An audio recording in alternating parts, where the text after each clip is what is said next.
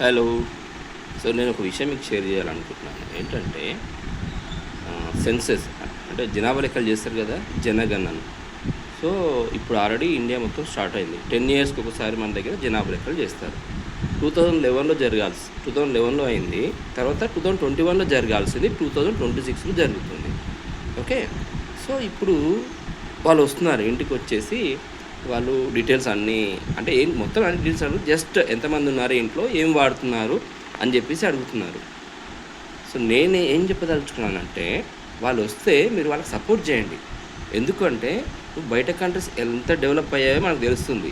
So జనాభా లెక్కలు చేయడం ద్వారా కంప్లీట్ తర్వాత మనం ఇచ్చే ఇన్ఫర్మేషన్ ద్వారా మన ఇండియా అనేది ఎంత డెవలప్ అయింది, ఓకే, టెక్నికల్గా కానీ, ఓకే, నాలెడ్జ్ పరంగా, ఎడ్యుకేషన్ పరంగా కానీ ఇండియా డెవలప్ అయిందా లేదా అనే విషయము ఈ జనాభా లెక్క ద్వారానే తెలుస్తుంది. 2010లో ఇంత టెక్నాలజీ డెవలప్మెంట్ లేదు. ఇప్పుడు 2026 వచ్చేవరకు చాలా టెక్నాలజీ పెరిగింది. ఏఐ ప్రపంచం కూడా వచ్చేసాం ఆల్రెడీ మనం.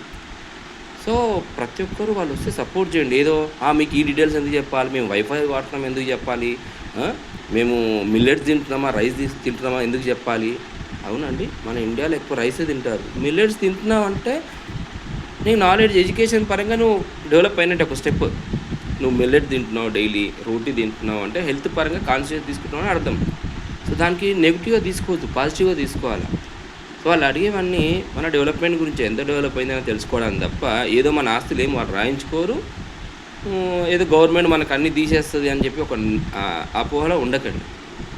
సో ప్రతి ఒక్కరూ సపోర్ట్ చేయండి వాళ్ళకి, ఓకే. అంతే తప్ప ఏదో ఆలోచించి వాళ్ళ మాట్లాడకండి, ఓకే. సో హోప్ యూ అర్థం చేసుకుంటారని అనుకుంటున్నాను.